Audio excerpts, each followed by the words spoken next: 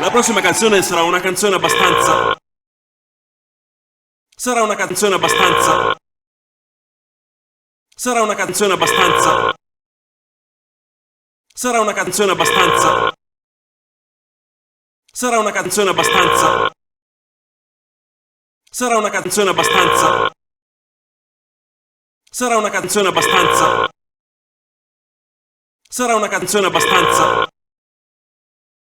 Sarà una canzone abbastanza.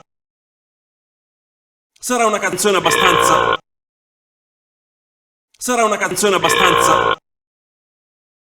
Sarà una canzone abbastanza. Sarà una canzone abbastanza. Sarà una canzone abbastanza. Sarà una canzone abbastanza. Sarà una canzone abbastanza moderna cantata da uno dei migliori rapper italiani.